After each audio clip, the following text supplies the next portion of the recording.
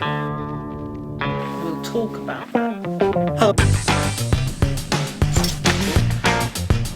It's quite poor.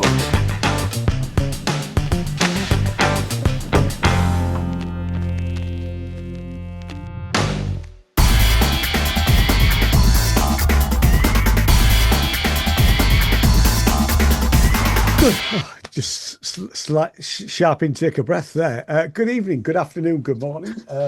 My name's Ian, and this is Jason. We're doing the Sinners Review podcast. So welcome if you've not been here before. This is part one of maybe two or three. And all of the other podcasts are linked down below. This is podcast 7. We're trying to do them weekly. We've only missed 1 week so far. And we have got so many other business because last week's podcast was about Glastonbury. You went, I watched loads of it on telly, and we had a good old natch about it. I saw a TikTok this week by a girl, and if I can find it again, I will put it in. And she was saying that she was offered a slot at Glastonbury, and this is something I didn't know about, but she couldn't go because she didn't have a ticket. And I suddenly thought, are you telling me that artists have been asked to perform at Glastonbury, but then they have to buy their own tickets? And apparently it's true. Did you know about this? Well, so I've got some first-hand experience of that. So I think there's probably a bit of a caveat to that. So Okay. I've got there's a guy, remember you and I went to that rehearsal studio in Bruton, the Yes. Octopus Studio. Yes. Shout out to Octopus Studio. So Yeah. the guy who runs that, he has a little octopus stage, and it's backstage. So they basically have that set up for the whole of the festival. So it's backstage. It's like, artists and press and, all the people that have got that access. And because he goes, he gets a ticket every year. So he's got a stage and he runs that. And he's always said to us, and he said this year, because both Dave and I went, he said, if you've got a ticket, you can come and perform. However, because I've got a stage, I can't give you a ticket to perform. Yeah. So I think it's probably about that. If somebody's already got a little, a mini stage, forget Pyramid and other and Westholtz. But I think if you've got one of the mini stages that are dotted around the place, and there are hundreds of them, and you're the event organizer, you'll book some headline bands maybe, but if you've got friends or associates or people that have, come up to you, you can put them on, but they've got to have a ticket. So there's a bit of a caveat there. I'm not sure it's a pay-to-play scenario. I would call it a pay-to-play, if I'm honest. Right. And I went, because I did I did a bit of research on this just today, really, because I only saw this TikTok yesterday. And it's not something I'd ever thought even existed, because I just thought everybody who plays at Glastonbury gets paid. Do you talk about the Pyramid stage, though? While I was doing this little bit of research, apparently Rod Stewart, Rod the Mod, had said that he was paid 120,000 for his slot at Glastonbury, but it cost, with the staging and the crew and the musicians and everybody, it cost him 300 grand.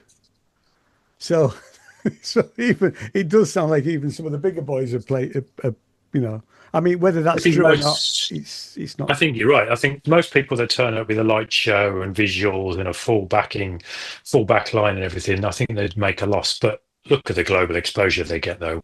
I mean, yeah. So record sales will get a boost, or streams will get a boost. They'll probably do better selling tickets for concerts and stuff like that, and maybe merch. So there's other things, isn't there, really? Yeah, but it's I mean, how many million viewers do they get globally that they wouldn't get from doing a one-off gig at Wembley for 80,000 people, right? They could play for the same amount of people and make a profit on ticket sales, but they're not getting that worldwide exposure they get through Glastonbury. No, they're not. So it's a necessary evil, I think.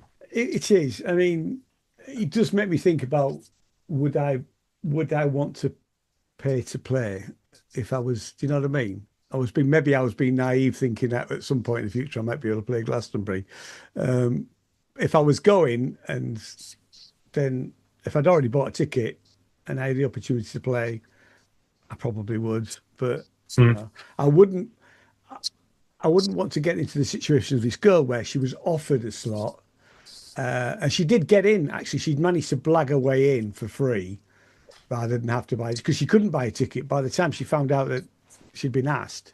But All sold out. Yeah. her friend's band were in the same boat, but they were being interviewed by The Guardian, apparently. She didn't name the band, but so Okay. they obviously had quite a much bigger profile, but she managed to get in with them, and then she did manage to play her gig. I don't know what stage it was on, but but it was a bit of an eye opener for me. Was that really? I was going to say something about freedom of speech, which I don't know whether we don't want to stray into politics, but it's let me do this. I am absolutely appalled. Hang on, let me just sound the rant alert. But this is it. Yeah. So as of Saturday, freedom of speech in the UK has taken a dive. It now means that you may get 14 years in prison for wearing the wrong T-shirt. And I'm not going to name the organisation because those people out there we may hit problems if we do name the organisation. But the media can't report on it. I was watching an interview, a political interview, and they filmed a section with a politician, not a UK politician, but a politician from another country, and they had to cut the whole section. And that's not on mainstream media, that's on YouTube. So, things have taken a dive this week. And I just want you to put that out there, really. I don't know. It's taken a dive, but I'm not sure it's new. I remember when the Iraq War was on, Massive Attack, when they released one of their big singles. I think it was around the Protection time. So it was they were at their peak. And when they were in the charts and when they were showing videos, it was shortened to Massive. They couldn't call it Massive Attack. I mean, what the hell? And Massive Attack was seen as inflammatory. So I don't know. Meanwhile, I've just watched Channel 4 News, and the Grok AI bot on X, formerly known as Twitter. I heard about this. Yeah. He's advocating Hitler. Right? He's basically talking in the style of Musk. So Jane texted me about this, actually, and I've just been watching a documentary on Andrew Tate, who I know nothing about. And it's not part of the recommendations. It's called doom scrolling, and it starts off about in 2016. There was this early AI that Microsoft did, and it did exactly the same thing. Suddenly, it starts to spout stuff about Hitler. So it all sort of tied in. It's actually I don't know. It is worth watching if you've got Sky or Now TV. I mean, the only reason I've been watching a lot of Now TV because my subscription expires today, so I was trying to get it watched before. I've got 2 minutes to watch after we finish tonight. And I've been watching. So some of my recommendations are coming from the Now TV, but we'll get to them probably at some point in the future. So, and you came up with. So let's do. How's your week been? Yeah, good. I guess that we were both at. We went to just the weekly Emon plug. You and I went to Wells. That's Wells, the smallest city in England. Yeah, not Wales. Wells Emon on Friday. So that was so the White Hart, is the pub called the White Hart? I think it is. Yeah, it is. Yeah. It's a good event, well organised as usual. Shout out to Ken and James who run it. I have to say their visuals are amazing. Yeah, really good. I included a bit of footage in last week's. Right. So, but it takes a lot to put an EMOM together to the extent that they do. They've got visuals, they've got a big screen, they've got a really good PA system, which I think they borrow from somewhere. Yeah, and they set it up the night. They have to go in the day before, so they've got day jobs. And then they take it down the next day, so it's almost a 3-day thing, So they do a great job, actually, Yeah, big ups to them. A good lineup as first. You were on first. You were the opening act. Yeah. How did you enjoy it? I thought it was great. Did you enjoy it? And I've listened back to I did record all of it for once, because normally I miss about the first 2 minutes. But I did actually, Yes. because the last thing Jane said to me was press record. So I did press record. No, it sounds really good, actually. Good. It will end up on a track at some point in the future. Nice. Because it's multi-tracked, so I'll remix it, and but no, I I like had a just great time, and you guys were great. You guys were great. It was good.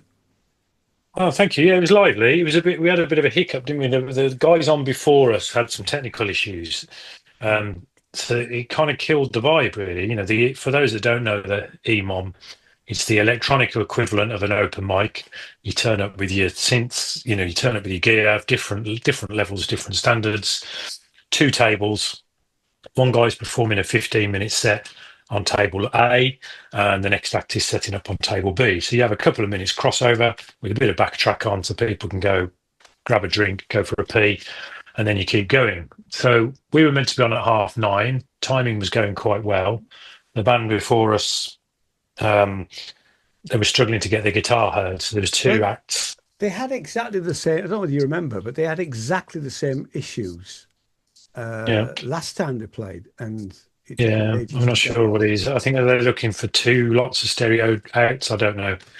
That was look, and it happens. It happens. does And I happen. don't want to call them out. No. But we basically had about a 20-minute dwell time. So the venue emptied out a little bit. The mood, You did. Yeah. the vibe. We'd lost momentum, and the venue emptied out a little bit. I think we were on about 10 o'clock in the end, but we did our usual. 15 minutes of bangers. It was good because he was meant to finish at 10:30, but because I think it all had to be done by 11, and it was all done by 11. So there was slack there. Yeah, it was. So no, it was good. I guess just worth saying. Emon Royalty was there. Your good friend Martin. Martin, yeah, yes. I bought him a drink because he's come a long way from up north. On his way to Devon for a holiday, I think. He showed me his text at one point because he was staying on the edge of Wells, and so he's with the wife and kids. They're in the Airbnb or wherever they were staying, and he said he was trying to get away. He said, "I'm only going to watch the first couple of minutes of the last act because I'm going to go," But he did stay right to the end, bless him. So well done, Martin. I hope he didn't get into too much trouble when he got back. But no, it was good to see him actually. Yeah, shout out to the OG Emon, right? It's his baby. So fair play to him. Good of him to turn up. So what else? What else have you been doing? So on Sunday, I went to because it's Froome. It's Froome Festival. And it was the independent market, which I've been to a few times, but Jane likes to go. And I thought, well, I will go down this time. First Sunday of every month, isn't it? It is, yeah. Right. And there's a bit more, I mean, it's always heaving. But I went and bought some money, I bought some music. So I bought Fashion. Obviously. Do you know Fashion? Yeah, I remember Fashion. Yeah. That's a 2 12 inches for a £5. What's not to like?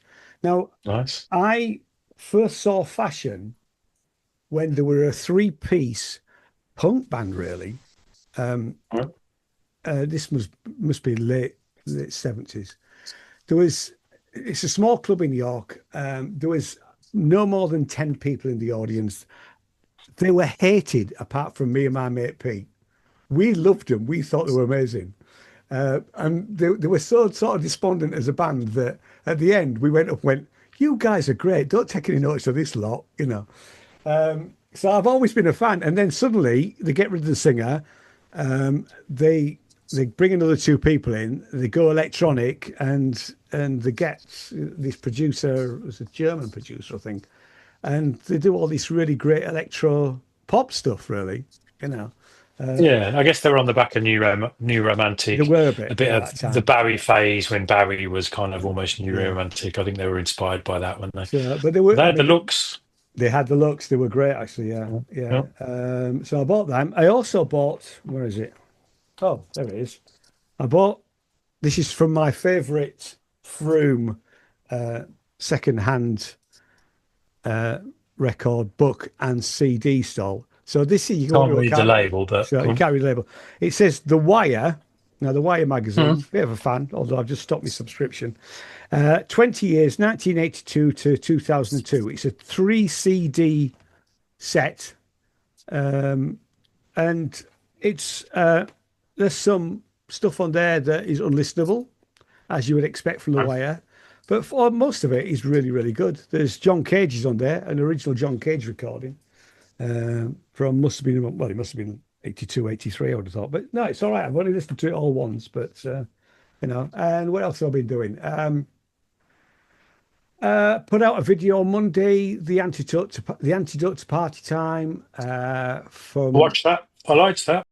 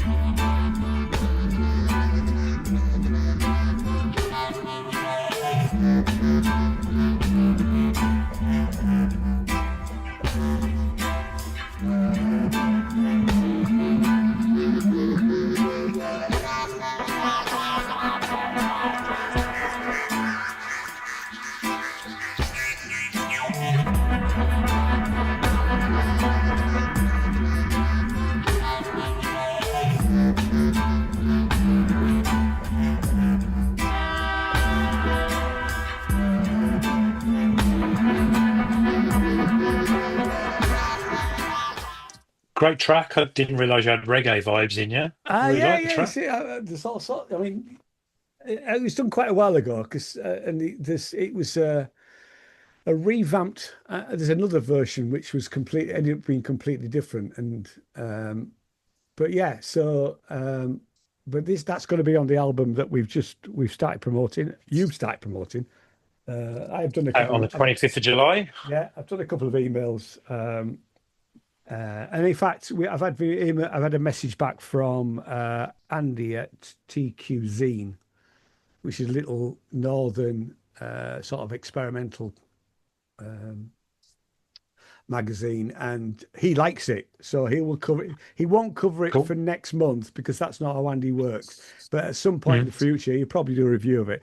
He's just about to do a review, I think, of the Mo album, the last Mo album, which was out a few months ago. Because he did contact me once and said, "Look, I'm really sorry, but I can't.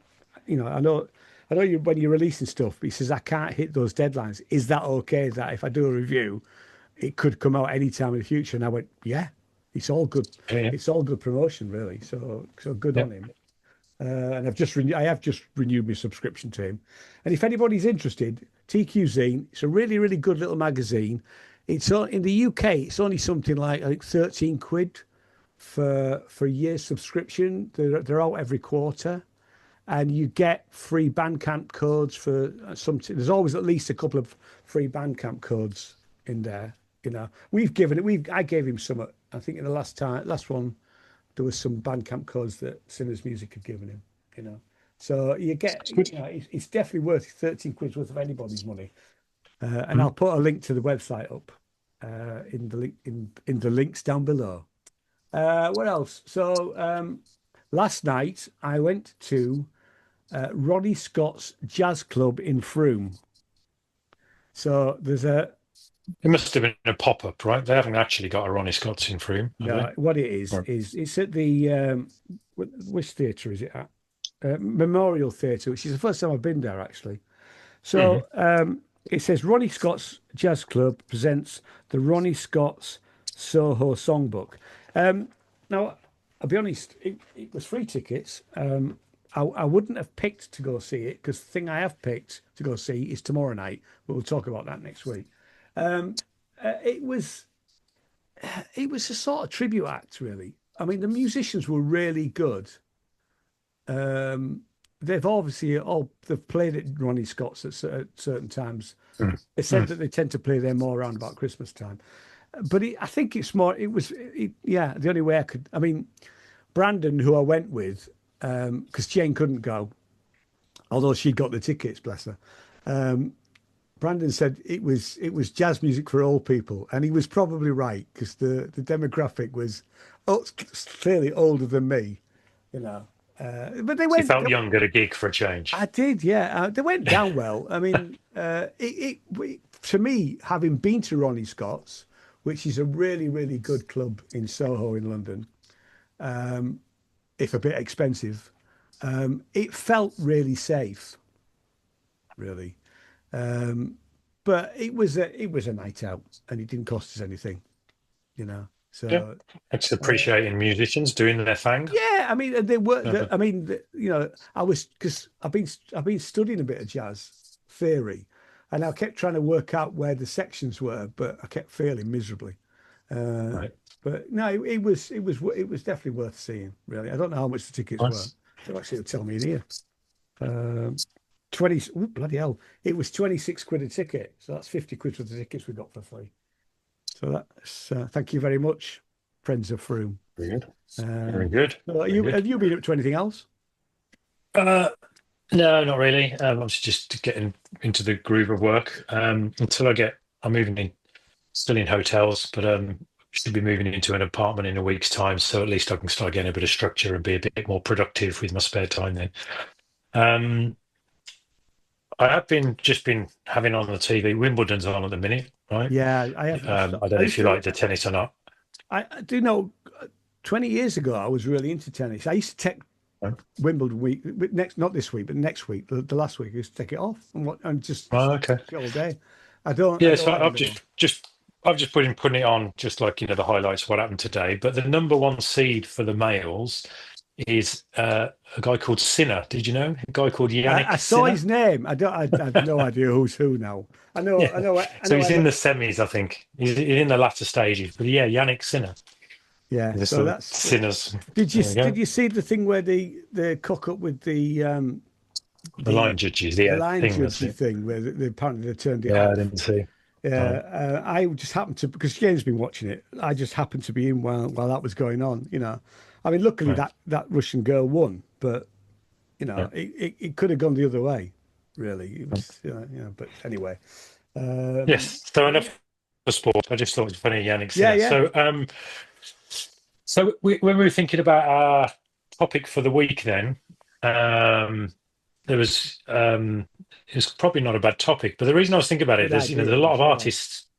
There's a lot of artists in the news at the minute. Billie Eilish is in town, so she's in the UK. I know this because my 18-year-old daughter's going to see her. Sabrina Carpenter's still in town. I know this because my 18-year-old daughter's going to see her. There's some Mancunian brothers playing. I don't want to mention them. I've never heard of them. Yeah, but I think they might be playing. So they're in the news. So there's a lot of it about at the minute. It's that time, I guess. But what did catch my eye was Black Sabbath. They played what is definitely a farewell gig at Villa Park, which is my football team's home ground, from Birmingham, because Ozzy Osbourne was born in Aston. So it was quite fitting that he played a gig at Aston Villa's ground. And I think it was the first time in many, many years it was the original lineup. So it was Ozzy, Geezer Butler. I was going to ask you if it was the original lineup. So it was. So it was basically all about getting the drummer back. Ward, Bill Ward. Bill Ward. Actually, Bill Ward is a fantastic drummer. He really is a fantastic drummer. So but there again, to play. I don't know, I don't really know the history of Black Sabbath in terms of, but I think he hasn't played with them for years, so they've had lots of lineups. So it's the first time the four original members have come back together for a long time. It's, Black Sabbath were, I'm not any music is good music, but I would say heavy metal is the genre I've never ever kind of warmed to. No, me neither. Um, But it's funny because in my late teens, my first car had something called an 8-track recorder in it. yeah. And I think I must have gone and bought the 8-track cartridges secondhand.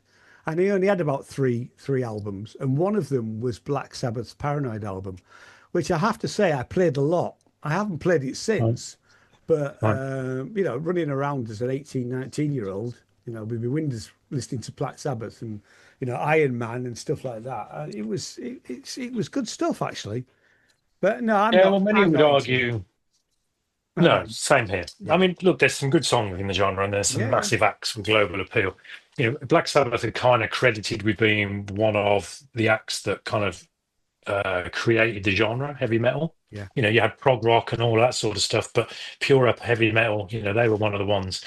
So the event it was a Villa Park. It was 40,000 people there on the day because they put the stage in one of the stands, people on the grass. So it was only 40,000 people, but there was a live stream that was watched by 5.9 million people. Wow. Watched it live. We've just got the 6 million notification, people. so we've 5 probably minutes. so we're running out of time. But Okay. so carry So let on. me give you a quick. Yeah, Let me give go. you a quick one on Black Sabbath then, and then we'll come back to. Sure. So that spurned our topic. So what was significant about it? It was a who's who of heavy metal. Basically, everybody turned up. Jason Momoa was the MC. No, he's not heavy metal, but he's got the hair. All right. He's in all the Marvel films. Okay. So he's well known. So he MC'd it. We had everybody there: Rival Sons, Anthrax, Youngblood, Alice in Chains, Billy Corgan, the guy from Rage Against the Machine, Steven Tyler turned up, Aerosmith, Ronnie Wood was there, Pantera, Slayer, Guns N' Roses, Metallica. I mean, they were all there. It was like a heavy metal live aid, right? They were all there, and then obviously Ozzy Osbourne coming on at the end. So, I've seen some videos. I've seen some of the, been looking at some of the stuff on social media. If you're a fan of that, it was the place to be for sure. I don't know. Did you see he kind of came up the stage in like a throne because he's not very mobile on the any of it. I completely missed my pie. Really, this. So he basically sat in a big throne for the whole gig. They didn't do a massive set, but he's not very mobile. I mean, he's not been well for quite a long time. It almost looks to me like he's got Parkinson's. I don't know if he has, but yeah, he's got a lot of shakes. Yeah. But his voice was pretty good. In fairness, his voice was still there on some of the clips that I saw. In fairness, yeah. So, but everybody there. So because of that, lots going on musically, but I thought the Black Sabbath was one that was a bit out of there. Didn't really want to talk about those two Mancunian brothers. No, I'm not interested in them. But but I think that started at the weekend. It's a good topic because there are quite. I mean, I've got books about bands from York, so we'll do that in part 2. So hence the topic, bands from our hometown. We can do a bit of a battle off. We'll maybe spar and do one each or something. Yeah. Right. All right. So coming up. So we'll see you in part 2. See you later. Nice one. That's it.